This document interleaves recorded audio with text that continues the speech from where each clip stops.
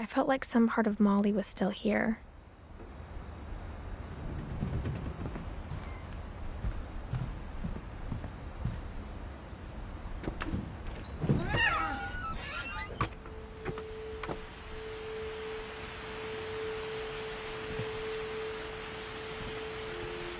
This will be obvious later, but my mom never told me any of these stories. Edie would have, but Mom didn't like bringing up the past. Though, when we adopted a stray kitten, she was the one who named it Molly.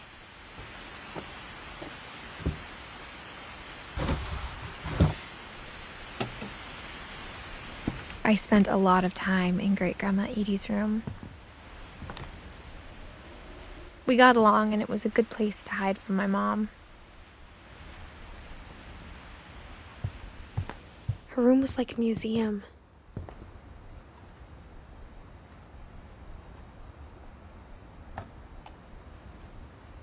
For 500 years, the Finches have been famous throughout Norway for their fortune and misfortune.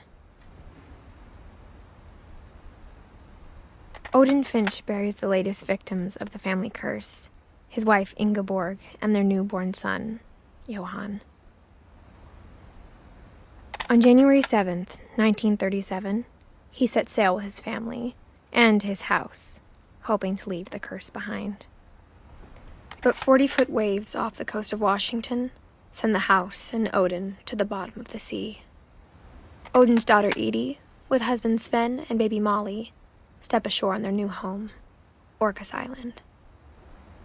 Odin Finch is the first to be buried in the new family cemetery. His daughter Edie is already dreaming of a new Finch house.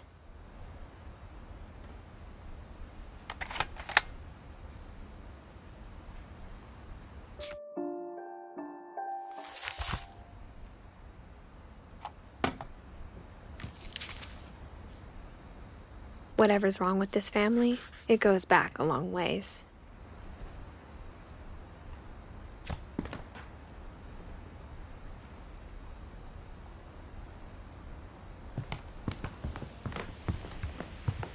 When Edie told people Sven was killed by a dragon, she could also have said he was building a dragon-shaped slide that collapsed. She could have, but she didn't.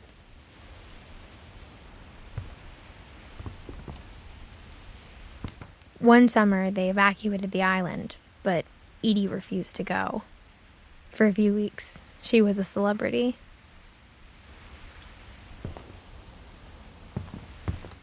I hadn't thought of myself as Edith Jr. for a long, long time.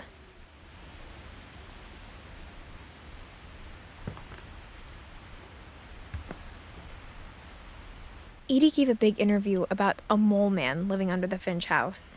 My mom was furious.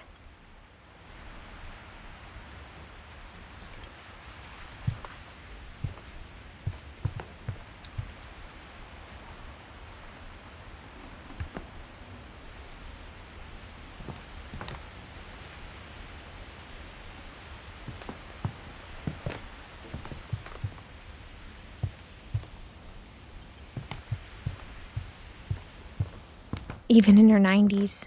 Sometimes Edie seemed a lot younger than my mother.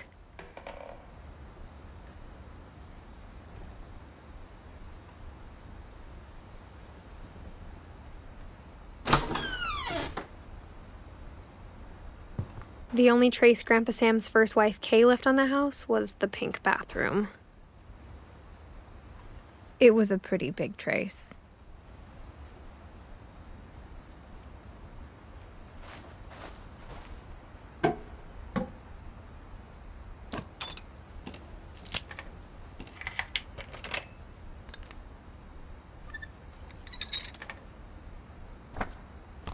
There's a secret in this bathroom.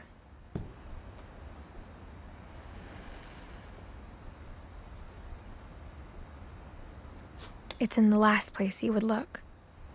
It isn't in the cupboard.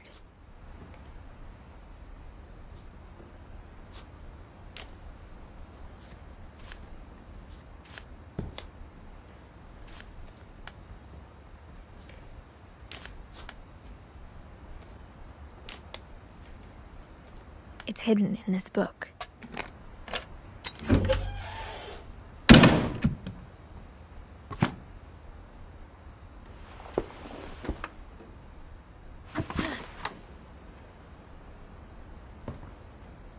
Sven gave Sam an old camera he'd refurbished.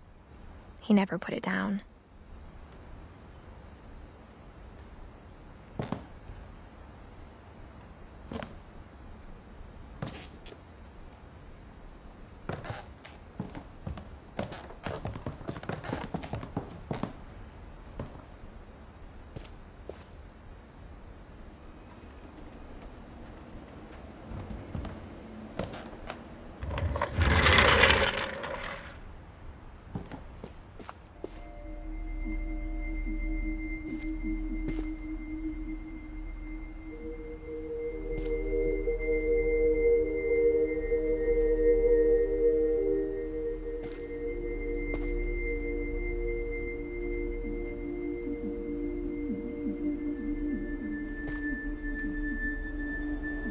I knew Grandpa Sam had a twin.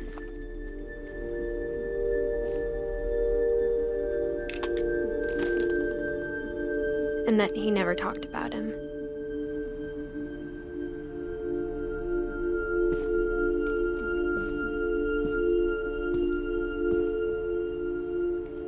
I guess my grandpa didn't like history any more than my mom did.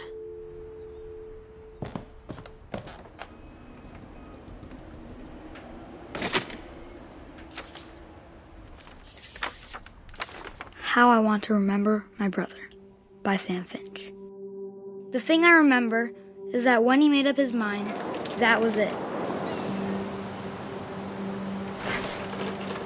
My brother said he'd die before he ate another mushroom, and he did. At Barbara's funeral, we swore we'd never be afraid again, and he wasn't. I think Calvin always wanted to fly.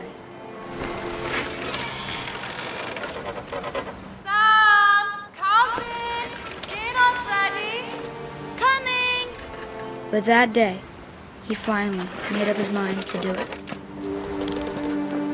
I told him going around was impossible. Maybe if I hadn't said that. Alvin, I'm not gonna tell you again. Maybe if the wind hadn't picked up. Then maybe he'd still be here. But I doubt it. I think he'd already made up his mind. That's what I want to remember about my brother.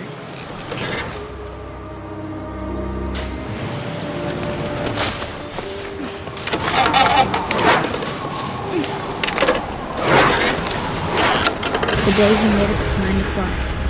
And he did.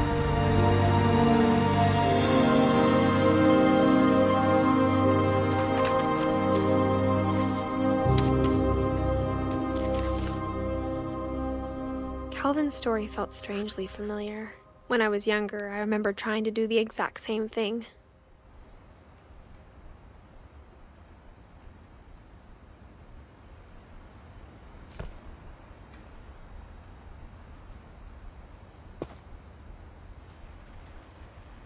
After the funeral, Edie roped off Calvin's half of the room.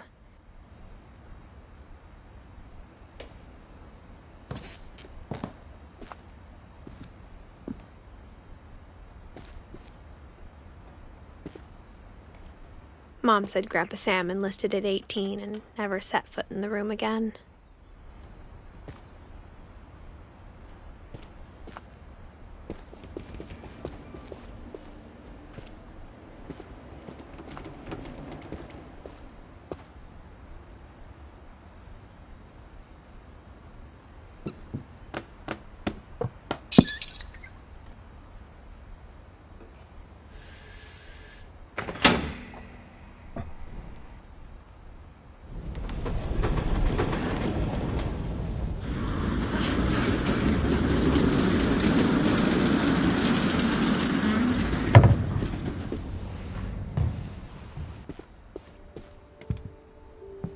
The passages were a pretty tight fit. They'd obviously been built for smaller hands and bellies.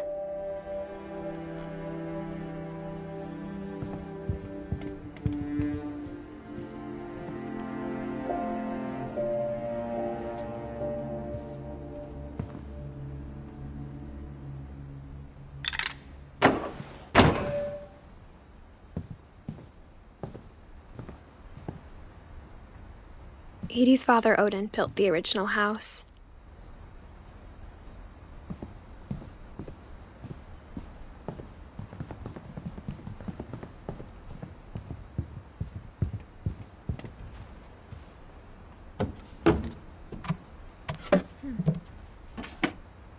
Growing up, I always thought of Barbara as a child star.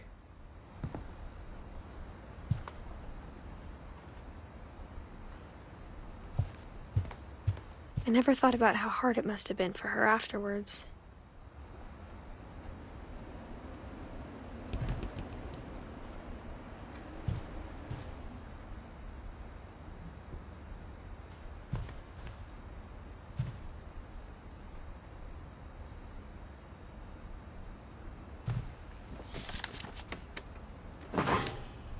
Of all the stories people wrote about Barbara's death, I'm surprised Edie saved this one.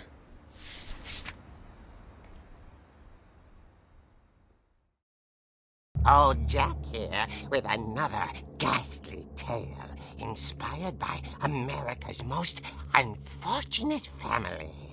I'm calling it The Surprise Ending of Barbara Finch.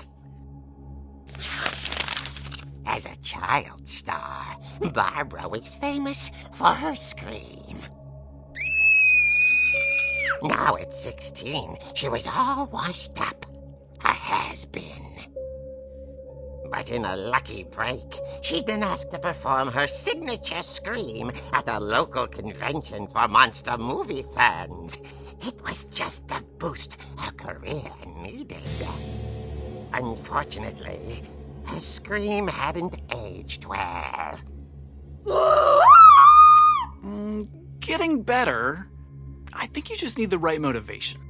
Her biggest fan and current boyfriend, Rick, was about to demonstrate when... Now that was a great scream. It was Barbara's father, Sven. He'd slipped into a table saw and had to be rushed to the emergency room. So Barbara got stuck babysitting her youngest brother, Walter. Her convention comeback was cancelled. Okay, I'm hearing frustration, but I'm not hearing terror. What if I tried... A gang of hoodlums in Halloween masks have been terrorizing Orcas Island tonight. Police are urging residents to... That came from the basement. You're right! Also, I loved your delivery on that. Why is your basement door locked? Because my dad likes making puzzles and secret passages. There's a key hidden in the music box. The secret is to keep winding and winding until finally the key pops out. Thanks, babe. I'll be back in a sec. 20 minutes later, Rick hadn't returned. So Barbara went to look for him, right on cue. She reached for the music box.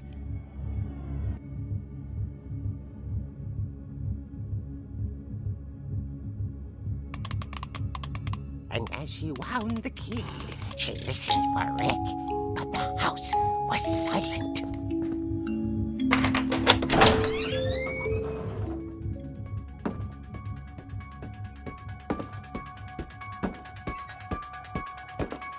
She found Rick's crutch and imagined the worst.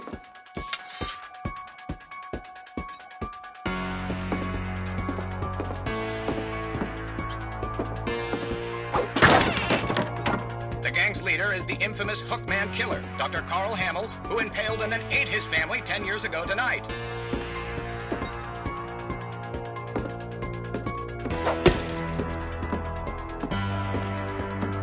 The old fridge rattled and grew still. Oh dear!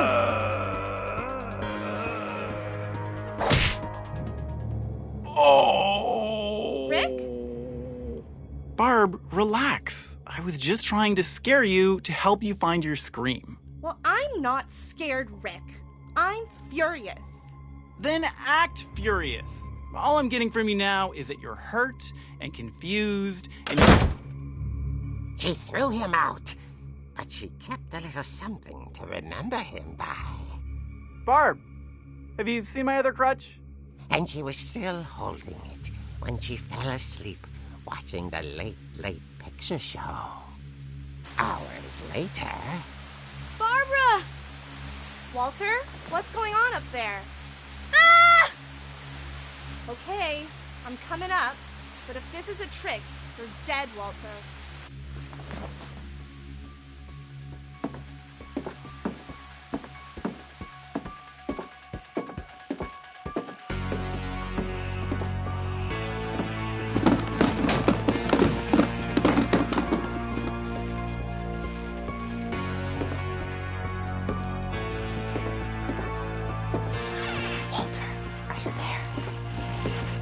Walter had vanished, but his bedside radio was still on.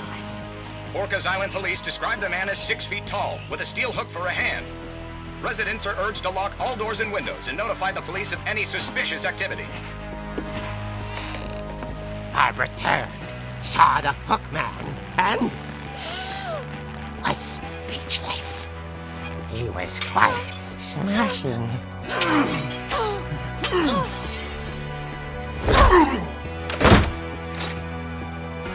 And he was. He couldn't get enough of Barbara. Okay, Barbara, there's gotta be another way out of here. That night, she played her part beautifully.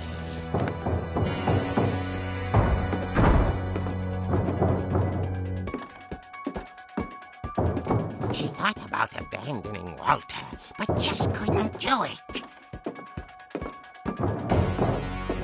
Molly's door hadn't been opened in years. The hinges groaned.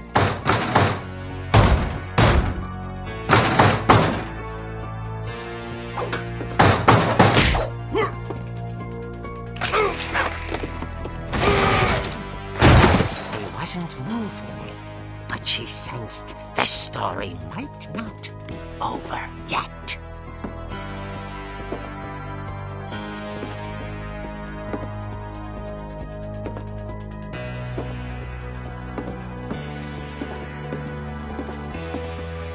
The hookman had vanished. She listened for his breathing, but all she heard was...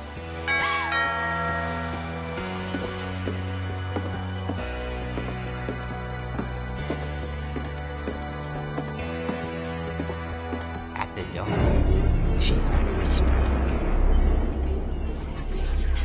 It was coming from inside the house.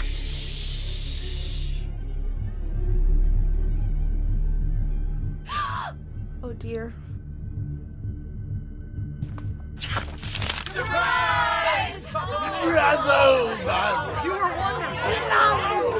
monsters had come to surprise her. For Barbara, it was a dream come true. Then she saw what kind of monsters they were, and she realized what was about to happen. She was going to be famous. And with her final breath, Barbara Finch gave the performance of her life.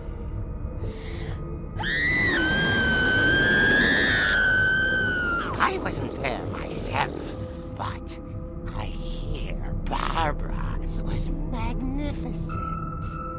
Poor girl. She had a taste for stardom. But unfortunately, so did her fans. Of course, the police blamed it all on poor Rick, who disappeared the same night. And little Walter? Hiding under his bed the whole time. He took it all pretty hard, but that's another story.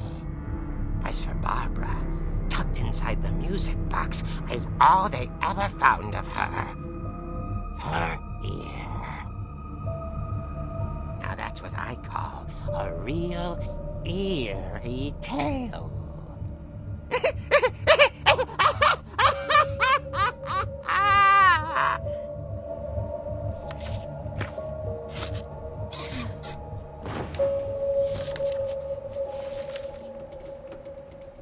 Edie told me all Barbara wanted was to be remembered, as absurd as that comic was.